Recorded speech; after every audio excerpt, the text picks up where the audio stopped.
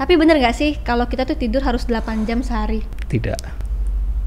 Tidak jawabannya. Saya punya seorang teman yang waktu itu punya kesulitan tidur, nggak bisa tidur. Ternyata setelah ditelusuri, kamarnya kurang mendukung. Kamarnya kurang mendukung?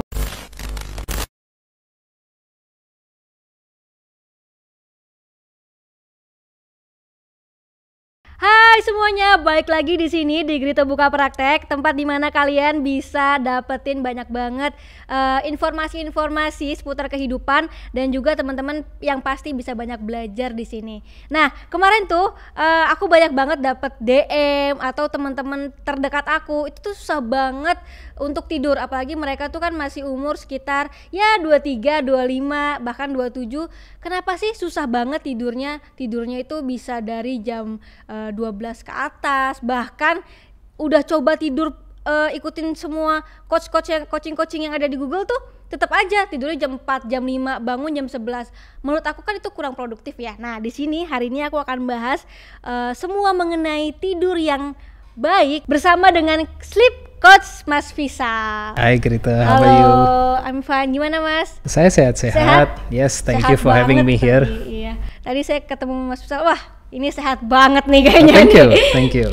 Oke. Nah Mas Fisal ini teman-teman kalau aku boleh kenalin sleep coach yang kayaknya sudah berpengalaman banget menangani berbagai macam klien yang pasti masalahnya beda-beda, benar nggak? Yes, betul. Oke, tapi sebenarnya aku pengen tanya, sebagai sleep coach tidurnya enak gak nih? Saya berusaha semaksimal mungkin untuk bisa mendapatkan tidur yang berkualitas, meskipun sebagai seorang sleep coach, dan ini juga sudah saya pahami dari awal bahwa tidak ada tidur yang sempurna. Kesempurnaan hanya milik Tuhan yang Maha Kuasa. Tetapi saya berusaha semaksimal mungkin untuk mendapatkan tidur yang berkualitas. Wow. Nah, kalau misalkan aku boleh tanya, dari kapan sih sleep coach? Saya masuk ke dunia sleep coaching itu di tahun 2020 pada saat pandemi. Oh, pada saat pandemi ini kalau saya bisa ramal ini saat-saat dimana kita ini susah sekali tidur karena memikirkan kejelasan kita di masa depan. Yes, saya sendiri sulit tidur waktu pandemi. Oh, jadi dimulai dari situ? Yes, jadi saya itu kan backgroundnya seorang personal trainer, Grita. Tetapi pada saat 2020 kedua gym saya tutup, mau nggak mau harus cari cara untuk survive, dan waktu itu saya dapat arahan untuk udah belajar aja dunia tidur. Wow. Dan beruntungnya karena waktu itu banyak harganya sedang turun, ya udah saya pelajari sebanyak mungkin mengenai sleep coaching. Oke, nah sebelumnya tapi itu salah satu yang menurut aku bisa kita contoh ya, di saat kita tertekan atau mungkin semua keadaan lagi jatuh, kita masih punya harapan. Yes. Untuk bisa terus belajar. Salah satunya nih Mas Fisal yang tadinya mungkin personal trainers, akhirnya saat itu belajar untuk jadi sleep coach, dan sampai sekarang banyak pertanyaan tentang sleep yang berkualitas seperti apa. Sudah siap menjawab pertanyaan saya? Siap. Bener nggak sih kalau misalkan kita tuh tidurnya kurang, misalkan let's say sehari hanya 2 jam, itu tuh terparahnya kita tuh bisa sampai mungkin meninggal gitu. Ada nggak sih? Kalau berdasarkan research yang saya baca dan courses yang telah saya ambil, di situ mereka mengatakan bahwa belum ada research yang mengatakan bisa sampai meninggal, tetapi resiko kita melakukan aktivitas yang bisa membahayakan diri itu meningkat. Contohnya satu, microsleep. Oke, paham. Microsleep pada saat kita sedang mengendarai mobil, resiko kecelakaan tinggi dan itu bisa menyebabkan meninggal. Oke, ada lagi nggak mungkin selain microsleep nih, ada apa sih hal-hal yang mungkin terjadi ketika kita tuh kurang tidur? Hal yang paling mudah dilihat itu of course kita energinya ngedrop, kita sulit berpikir, cepat marah, ya sumbunya jadi pendek, ya senggol dikit bacok. Waduh, ini banyak banget nih kayaknya ya Gen Z ini. Terus kita punya sedikit kesulitan untuk mengontrol nafsu makan. Jadi pengen makan terus berarti? Dan pemilihan makanan kita itu lebih impulsif, dan kita memilih makanan-makanan yang highly processed. Nah, makanan highly processed itu kan tinggi di kalori tapi rendah di zat gizi. Ya. Dan kalau kita konsumsi makanan tersebut, kenyangnya itu lama. Karena dari zat gizi itu juga tidak cukup banyak. Jadi begitu kita merasa kenyang, oke, kita sudah overeating. Seperti itu. Jadi pada saat kita kurang tidur, Grita, nafsu makan kita naik, Oke. tetapi rasa kenyang kita menurun. Oh. Dan itu sudah terbukti di banyak sekali papers. Oh, that's why kalau misalnya banyak teman-teman yang mungkin tidurnya nggak beraturan gitu ya, jam 4 sampai jam 8 pagi misalkan, itu dan nggak olahraga tentunya ya, itu akan menambah berat badan dengan sendirinya ya, karena secara makan dia juga nggak bisa nahan nafsu makan. Betul. Dan sulit juga untuk mau berolahraga karena tenaganya udah Nggak ada, bener banget. Saya pernah mengalami ini sedikit curhat Iya. ya. Di tahun 2013 pada saat saya sebetulnya orang finance. Saya orang finance yang sekarang berada di jalur dunia pertiduran. Tetapi waktu di 2013 setelah saya married pergi bulan madu, saya mengalami jet lag. Tidurnya kacau. Jadi jamnya itu jungkir balik lah ya. Dalam waktu hanya 21 hari, berat badan saya bisa naik 15 kilo. Itu perbedaan waktunya berapa lama? Saya waktu itu terbang dari Jakarta ke Eropa. Dan dari Eropa balik lagi ke Indo. Hati-hati nih teman-teman yang mau ke Eropa ya. Sebetulnya bukan masalah ke Eropanya. Saya belum paham cara mengatasi jet lag. Tapi itu kan banyak mas yang nggak paham. Saya pun nggak paham. Saya waktu itu ke UK. Di UK itu kan 7 jam lebih lambat dari kita ya. Jadi jam 3 itu aku udah bangun. Yes. Dan jam 6 sore itu aku udah ngantuknya luar biasa. Yes. Ya kan? Terus makannya jadi kayak jatuhnya kan makannya jadi salah terus kan kita. Timingnya tidak teratur. Iya, timingnya Terus nggak pemilihannya kapan kita maunya yang snacking. Yang penting keisi kan Yang soalnya. penting keisi. Apalagi dingin bah, makan terus. Oh tapi sebenarnya itu semua bisa diatasi ya Bisa berarti ya? diatasi.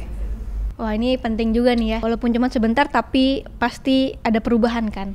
Kurang lebih kalau kita terbangnya lintas waktu plus 3 jam ke atas, nah itu mulai kerasa. Ya benar. Oke. Nah jadi sebenarnya nih mungkin teman-teman dari tadi mikir sebenarnya sleep coach tuh pekerjaannya seperti apa sih? Karena mungkin kan di Indonesia ini belum paham betul ya, maksudnya belum banyak juga orang-orang yang mungkin berprofesi sebagai sleep coach. Yes. Sebenarnya apa sih kerjanya Mas Fisal ini? Oke. Jadi sebagai seorang sleep coach, pekerjaan utama saya itu nomor 1 adalah memberikan edukasi mengenai pentingnya tidur dan cara mendapatkan tidur yang berkualitas tanpa mengandalkan obat-obatan. So it's skills over pills. Yang kedua adalah membantu klien, masyarakat umum untuk memiliki mindset yang benar mengenai tidur. Dan yang ketiga adalah membantu klien atau masyarakat umum memiliki key habits yang sebetulnya bisa meningkatkan kualitas tidur. Oke, jadi sebenarnya kita itu sebagai manusia yang hidup di dunia ini harus memiliki tidur yang berkualitas ya. Bukan tidur yang lama ataupun tidur yang sebentar, tapi tidur yang berkualitas. Kualitas. Oke, seberapa pentingkah tidur yang berkualitas menurut Mas Fisal? Sangat penting. Kalau misalnya saya disuruh memilih antara benerin pola makan dulu, atau olahraga dulu, atau benerin tidur, saya akan benerin tidur dulu. Karena pada saat saya mendapatkan tidurnya berkualitas, pola makan lebih gampang diatur. Karena saya tidak akan memiliki cravings yang tinggi. Terus nafsu makannya juga terregulasi. Pada saat tidur saya berkualitas, saya punya tenaga untuk beraktivitas fisik. Dan mood saya juga bagus. Saya akan fokus di tidur dulu. Jadi yes, sangat-sangat penting. Tapi bener gak sih kalau kita tuh tidur harus 8 jam sehari? Tidak. Tak jawabannya. Ini sebuah statement yang banyak beredar dan ini bisa cukup meresahkan untuk sebagian orang. Ya.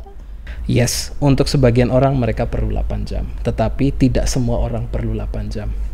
Kebutuhan tidur setiap orang berbeda-beda. Sama kayak penggunaan smartphone, baterainya beda-beda, lama chargingnya juga akan beda-beda. Tubuh kita kurang lebih sama. Setiap orang akan punya kebutuhan tidur yang berbeda, jam tidur yang berbeda. Nggak bisa disamain. Oke. Jadi ada yang bisa berfungsi secara optimal di 7 jam, ada juga yang baru bisa optimal di 9 jam. So we need to know kita itu perlunya berapa jam. Dan itu mungkin kalau sebelum ke sleep coach bisa kita coba cari-cari sendiri ya? Bisa. Kita coba mungkin 7 jam gimana, 8 jam gimana rasanya, atau mungkin 4 jam udah ada yang cukup. Nah, kalau kita bicara dari 4 jam, hanya segelintir orang Hanya kurang dari 1% populasi yang bisa berfungsi secara optimal dengan tidur di bawah 6 jam. Oke. Dan minimalnya yang disaranin untuk orang dewasa, minimalnya itu 6 jam. Oke, minimal 6 jam. Cara kita tahu waktu yang tepat buat kita tidur. Berapa lama waktu yang tepat? Oke. Sebetulnya untuk mendapatkan durasi kebutuhan kita perlu waktu. Kita perlu waktu, idealnya waktu berlibur. Kenapa berlibur? Karena tidak ada tuntutan pekerjaan. Terus tidak dikejar-kejar deadline.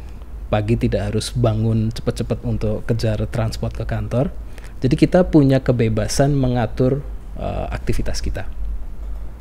Selama 1 minggu kita dengarkan sinyal tubuh. Kita ngantuk jam berapa, tidur jam berapa, bangun secara natural tanpa alarm jam berapa. Lakukan selama 7 hari, cari angka rata-ratanya.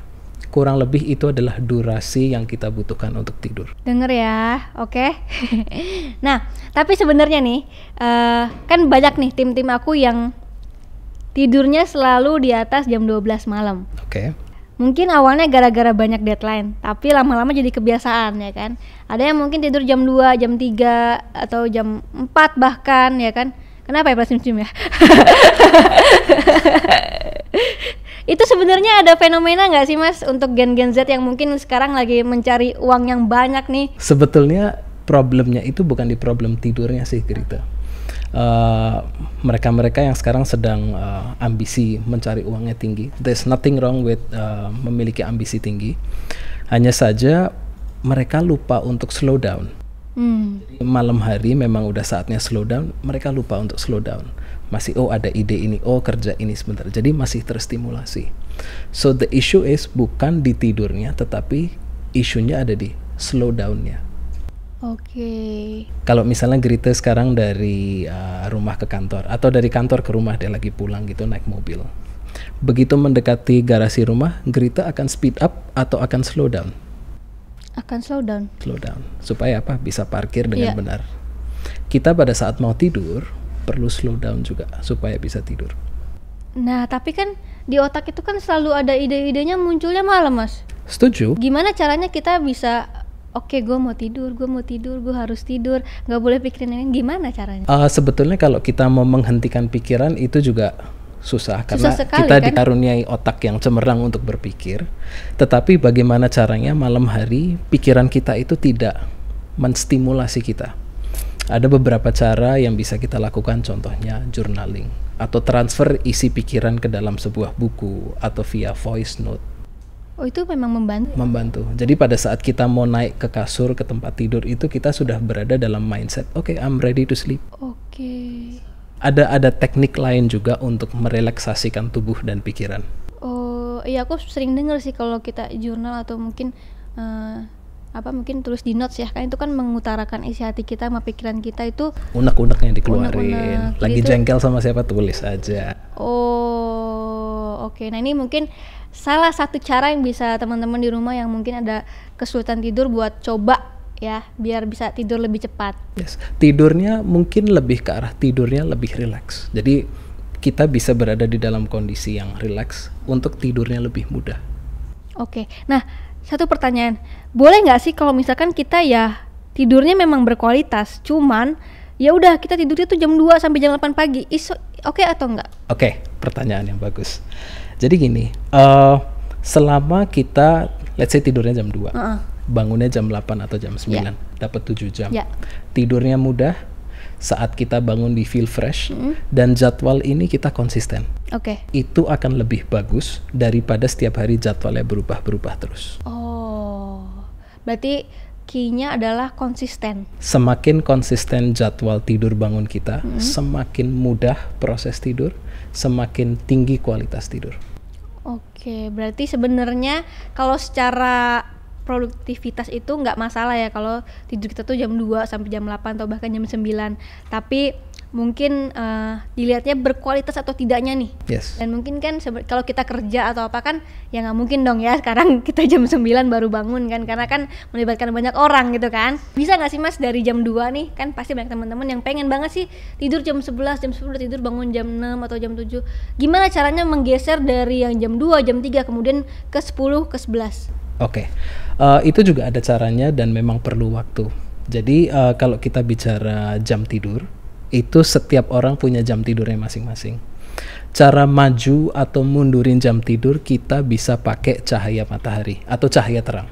Oke. Jadi pada saat kita bangun tidur dan berjemur atau kena cahaya terang di pagi hari, itu secara berlahan bisa kita majuin. Wah, berarti abis bangun tidur misalkan, yaudah kita coba deh paksain jam 6 bangun, kita langsung lihat matahari, itu bisa membantu. Pelan-pelan. Pelan-pelan ya, Pelan-pelan. Yes. Ya, karena semua harus pelan-pelan guys. Jadi lagunya itu kita perlu rubah nih Grita, kan biasa kan bangun tidur ku terus mandi ya kan. Kita rubah. Bangun tidur kita terus jemur. Wah. Nah, ini cocok banget nih. Aduh, banyak banget nih pertanyaan-pertanyaan yang sebenarnya aku pengen tanyain. Cuman tadi juga aku sempet nanya ya di question box di Instagram aku tentang gangguan-gangguan tidur yang mungkin mereka alamin dan mungkin ada pertanyaan soal tidur. Ada yang lagi viral nih Mas. Apa benar kalau tidur mulutnya diselotip itu bisa lebih berkualitas? Oke, pertanyaan yang bagus dan memang yes, ini sedang trending. Yes. Berdasarkan research, mouth taping, istilahnya mouth taping, di mana kita memplester mulut kita dengan pita tertentu, itu bisa meningkatkan kualitas tidur. Alasannya adalah pada saat kita tidur, kita dipaksa untuk bernafas menggunakan hidung. Oh. Dan itu akan meningkatkan oksigenasi atau kadar oksigen di dalam tubuh. Itu satu. Dan pada saat kita bernafas dengan hidung dan tidak dengan mulut, kita tidak menyebabkan iritasi tenggorokan yang bisa membuat tidur kita jadi nggak nyaman dan tidak berkualitas. And yes, saya sendiri pernah mempraktekkan bangun tuh lebih segar tidur dengan mouth taping. Oke, ntar malam aku mau tipping. Tapi jangan pas pilek ya teman-teman ya. Yes, bener. Bahaya nanti nggak bisa nafas beneran ya. Yes. Dan itu oke, maksudnya nggak ada risiko apa-apa ya. Aman ya kalau misalkan so far aman. Nggak pilek ya. So far aman selama kita tidak ada pilek, hidung tidak tersumbat dan sebagainya. Dan yes, pada saat kita melakukan mouth taping, resiko mengorok kita jauh menurun. Wah, oke. Dan katanya kalau misalkan ngoroknya terlalu keras, itu berarti ada gangguan kesehatan, bener nggak? Bisa jadi. Jadi ngorok itu bisa ada indikasi, let's say bantalnya tidak sesuai. Di bantal yang terlalu tebal atau terlalu tipis itu bisa mengganggu airflow, which bisa meningkatkan resiko mengorok. Yang kedua, kelebihan berat badan, terlebih di daerah leher. Yeah. Atau ketiga, gangguan tidur yang disebut dengan sleep apnea. Itu bisa mengganggu kesehatan. Karena kembali lagi pada saat kita mengorok, ada gangguan pernafasan pada saat kita tidur, dan itu mengurangi kualitas dari deep sleep kita. Betul. Suami saya sleep apnea dia. Sudah pakai CPAP. Tapi dia happy banget dengan CPAP itu. Dia ngerasa tidurnya berkualitas. Yes, airflow-nya jadi bagus. Betul. Dan nggak ngorok lagi. Yes. Oke, nah ini bahas masalah ngorok nih ya. Kalau misalkan kayak kakak saya pun juga ngoroknya yang parah banget. Tapi kan dia kan masih tinggal sama mama, sama saya waktu saat itu. Jadi tahu gitu dia ngoroknya seberapa besar dan segala macam, kita bisa kasih tahu. Gimana kalau teman-teman mungkin yang perantau dari luar kota kemudian bekerja di Jakarta dan dia nggak punya kualitas tidur yang baik dan dia nggak tahu tuh ngorok apa nggak segala macam. Ya, memang sulit sih cari tahu bagaimana apakah kita ngorok atau tidak kalau tidurnya sendirian. Ya kan? Well, the good thing is Samsung Galaxy Watch 6 series ada fitur snore detection. Jadi pada saat fitur ini dinyalain, dia akan merekam dan dia akan memberitahu kita apakah kita mengorok atau tidak. So dari fitur ini kita akan tahu bahwa semalaman kita tidurnya ngorok atau tidak. Dari situ. Dan setelah kita tahu, oke, kita ternyata ngorok semalam, kita bisa cari tahu, oke, solusinya ada di mana? Apakah karena bantalnya, apakah karena gaya hidupnya yang kurang mendukung, atau memang saya perlu cek, jangan-jangan ada sleep apnea. Jadi direkam tuh semalaman? Ada suaranya atau gimana, Mas? Jadi suara ngoroknya itu akan direkam. Nah, karena selama ini puji Tuhan saya tidurnya tidak mengorok, jadi di tempat saya tidak ada snore detection. Oh. Nah, tetapi fitur ini tetap saya nyalain terus.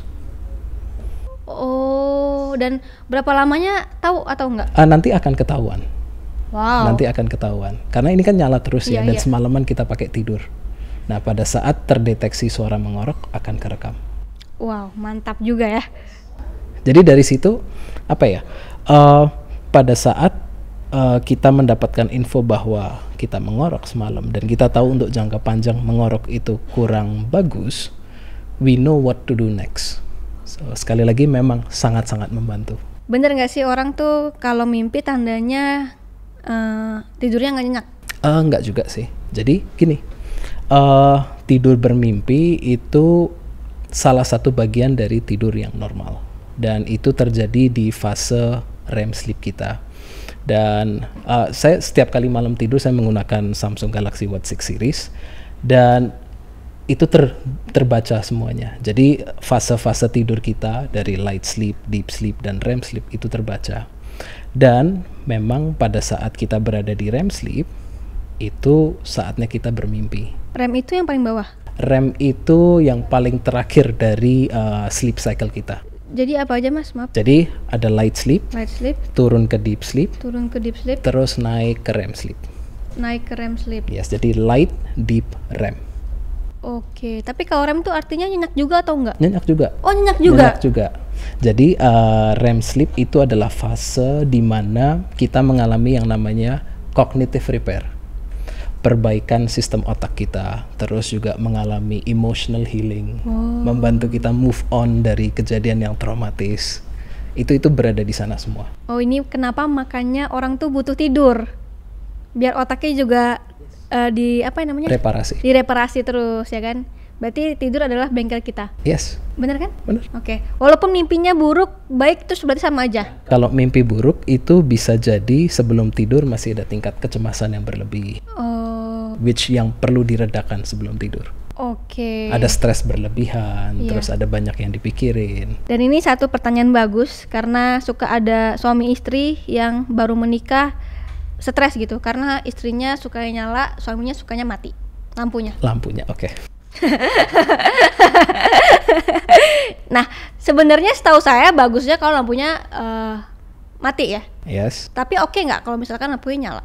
Lampunya nyalanya seberapa? Apakah lampu ruangan dinyalain atau hanya ada lampu tidur yang remang-remang gitu? No, semua.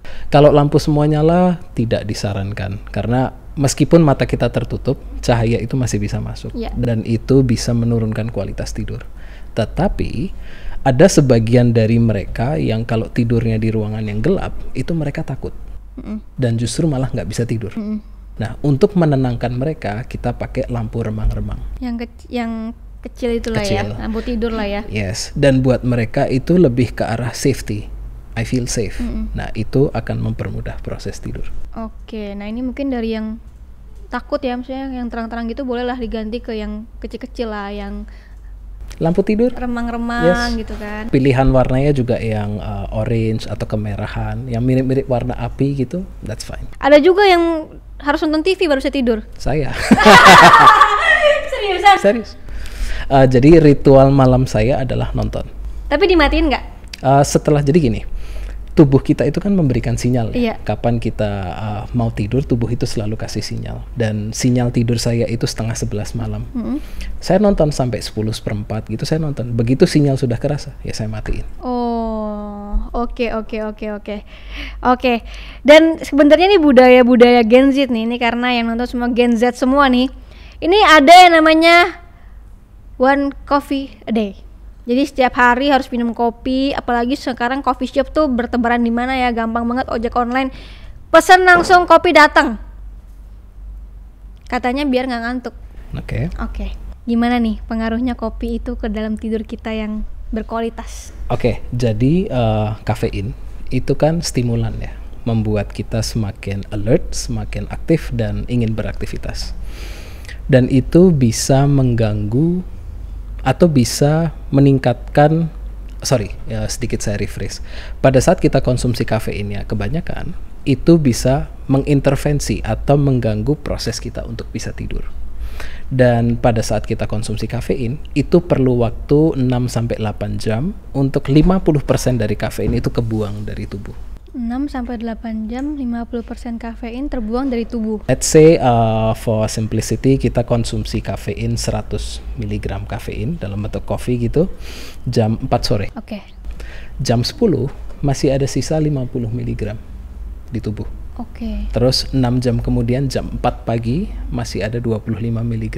Jadi setiap 6 jam itu terbuang 50%. Tapi sulit juga ya kalau misalkan kita harus ingetin kapan nih kafein terakhir kita intake kafein tuh. Well, the good thing is setiap kali saya konsumsi kafein, jadi gini, dengan penggunaan Galaxy Watch 6 saya ini, saya sudah input saya tidur jam 11. Jam 11 malam itu adalah jam tidur saya. Nah, sebagai salah satu advanced sleep coachingnya Samsung Galaxy Watch 6 series, dia akan remind, jangan konsumsi kafein 6 jam, which is jam 5, sebelum jadwal tidur saya. Jadi kalau jadwal tidur saya jam 11, dia akan remind di sini, setelah jam 5 jangan konsumsi kafein ya. Jam 5-nya dia akan remind? Akan remind.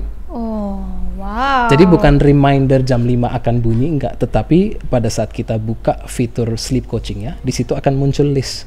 Hari ini coachingnya 1, 2, 3, 4, 5. Salah satunya adalah avoid caffeine setelah jam 5 di saya. Wow. Jadi itu sudah, bisa di sini berarti. Dan ada aplikasinya ada di sini atau kita harus punya? Sudah bawaan. Sudah bawaan dari sini? Sudah bawaan. Oh, aku baru tahu loh ada jam yang mungkin bisa sleep coaching dan gratis ini. Gratis. Wow. Yes. Saya sudah mencoba beberapa wearables, sleep wearables, tetapi yang selama ini belum ada yang semudah Samsung Galaxy Watch 6 series. Oke, jadi Samsung Galaxy Watch 6 series ini bisa merekam tidur kita. Yes. Oke, jadi dari semua yang aku tanyakan tadi, atau mungkin teman-teman yang mungkin punya masalah dengan tidurnya dan segala macam, itu bisa menggunakan Samsung Galaxy Watch 6 series ini untuk coaching tidur mereka. Yes. Jadi sebetulnya pada saat saya mau meng-coaching klien, yang saya perlukan adalah data 7 hari pertama. Yeah. Karena saya ingin tahu karakteristik tidurnya dia bagaimana. Setelah itu baru saya beri lakukan A, B atau C.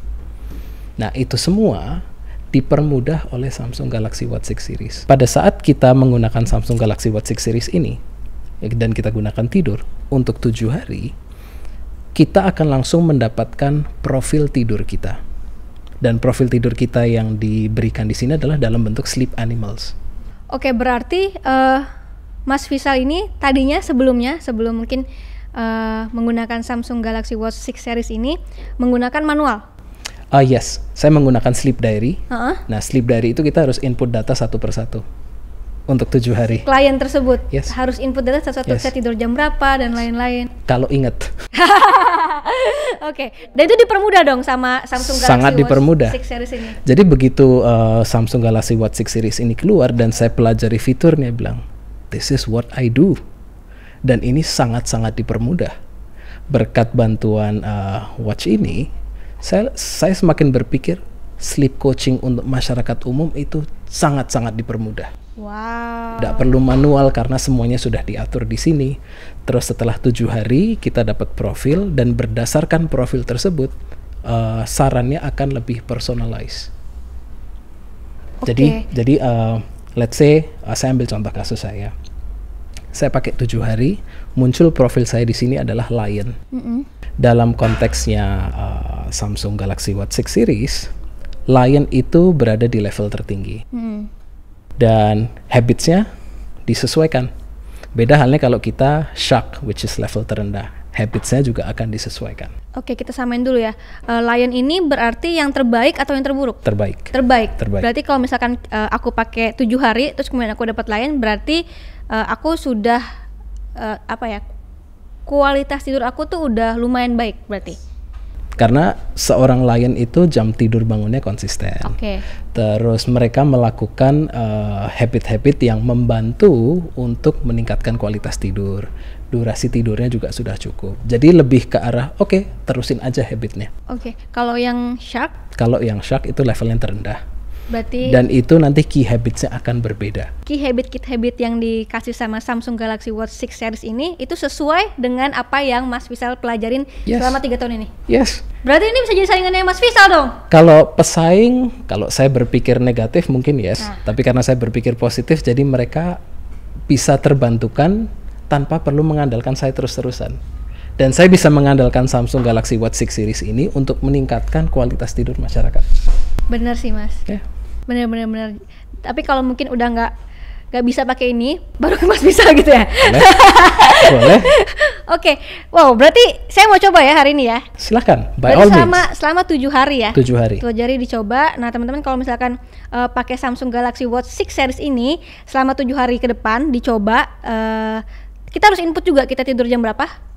In the beginning yes, jadi in the beginning di awal-awal kita setting pertama kali kita masukin aja kita biasa tidur jam berapa, bangun jam berapa. Oke. Terus nanti ada beberapa kuesioner gampang 4-5 pertanyaan ditanya di awal, udah. Setelah itu dia akan tracking terus dan memberikan key habits, kita ikutin. Coachingnya kurang lebih 3 minggu. 3 minggu dari 7 hari tersebut. Jadi setelah 7 hari dianalisa akan ada program coachingnya. Program coachingnya 3 minggu. Dan setiap minggu itu akan diberikan semacam scoring lah. Dan kita lihat selama 3 minggu ini naik atau turun. Wah, menarik. Sangat-sangat membantu. Membantu sih, soalnya itu tuh bener-bener masalah yang mungkin sekarang lagi dialami sama Gen Z ya, terutama yang lagi mengejar uang demikian rupa. Ya kan? Kita harus perlu tidur yang berkualitas juga kan? Yes. Oke, dan sebenarnya boleh nggak sih dibocorin sedikit aja coachingnya itu seperti apa sih? Apakah mungkin harus olahraga jam sekian? Ambil contoh lah kalau misalkan dapatnya shark atau Kalau shark saya belum bisa banyak kasih input karena saya tidak mendapatkan shark ya. Saya pernah mendapatkan walrus. Walrus itu atau singa laut, singa lagi ya. Itu satu level di bawah lion. Dan saya dapatkan walrus itu karena waktu itu anak saya sedang sakit, jadi tidur saya juga keganggu. Dan waktu itu yang disaranin adalah dapatkan sejumlah steps dalam 1 hari. Terus relaksasi beberapa jam sebelum tidur. Lebih spesifik lagi untuk walrus dibanding lion. Karena lion itu mereka sudah kayak kategori tertinggi, udah terusin aja ini habitnya. Seperti itu. Key habits di walrus lebih banyak dibanding lion. Dan di shark lebih banyak lagi. Bisa jadi, saya belum bisa bilang. Karena itu kan banyak yang harus dirubah ya. Tapi Yes. anyway bagus banget buat teman-teman yang mungkin aduh gimana ya cara memperbaiki, terus mungkin kan nggak familiar ya dengan namanya sleep coach. Pekerjaan kayak Mas Fisal juga belum banyak di Indonesia. Yes. Kita juga belum tahu gitu kan ya. Nah, sebelum ke Mas Fisal bolehlah coba Samsung Galaxy Watch 6 series ini. Karena gini Grita, sedikit saya tambahin juga. Unless kita terdiagnosa ada gangguan tidur yang sudah masuk ke ranahnya medis, kebanyakan kesulitan tidur itu disebabkan dari mindset sama behavior. Ya. Dan itu dari coaching aja sudah cukup, nggak perlu ujung-ujung ambil obat ini kayak ambil suplemen ini kayak ya. Jadi nggak perlu, benerin dulu mindset sama habitnya, dan itu diberikan oleh Samsung Galaxy Watch 6 series. Oke, tapi sebenarnya yang punya aku ini kan yang original ya Mas ya. Yes. Nah kalau punya Mas Fisal tuh kayaknya enak banget nih buat tidur. Yes, memang yang ini didesain khusus, jadi namanya juga Sleep Optimized Fabric Band. Nah. Pada saat digunakan waktu tidur itu tidak menyebabkan gatal, tidak berat juga di tangan, dan tidak mudah geser juga. Jadi untuk monitoring datanya jadi tidak bergerak-gerak. Wah. Yes, jadi kalau mau tidur ya kita pakai yang ini. Dan itu bisa diganti dengan mudah Bisa, ya. Dengan mudah dari sini ke sana, balik lagi ke sini bisa. Jadi kalau pagi bangun tidur ganti ini lagi biar keren, malam pakai itu. Kalau ini juga Kalau mau itu dipakai, dipakai setiap hari juga bagus tuh kayak Nggak Mas apa-apa. Fisal. yes. Iya. Tapi kalau Mas Fisal ada itunya ya. Jadi silvernya yang ya? saya pakai ini adalah Samsung Galaxy Watch 6 Classic dengan rotating bezels. curang. Oke. Berarti teman-teman di rumah yang pengen kualitas tidurnya lebih baik daripada kita cari obat atau lain-lain, kita benerin dulu kualitas tidur kita dengan cara benerin mindset sama behavior. Iya, betul banget. Dan itu bisa dari sini. Dan satu poin yang mungkin tiba-tiba kepikiran di aku, dengan kita pakai ini kita kan menghemat waktu. Maksudnya dalam arti mungkin kalau ke sleep coach atau kita cari-cari Google kan itu makan waktu ya. Dan kalau ini kan kita udah praktis banget kan, kita tidur terus 7 hari udah dapet, terus kemudian kita pakai sendiri, maksudnya dalam arti kita ngelakuin sendiri apa yang disuruh sama aplikasi tersebut, dan itu udah nyambung dan gratis ya Mas ya? Gratis. Soalnya kata Mas misalnya tempat lain ada yang bayar ya? Jadi gini, Samsung Galaxy Watch 6 Series ini satu-satunya yang memberikan sleep coaching tanpa ada bayaran apapun. Di tempat lain harus berbayar, subscription base. Kalau di sini sudah free. Dan Mas Faisal sebagai sleep coach itu sudah melihat semuanya dan itu sesuai. Yes. Dan personalis sekali. Yes. Dan yang membuat saya kagum adalah this is what I tell my clients.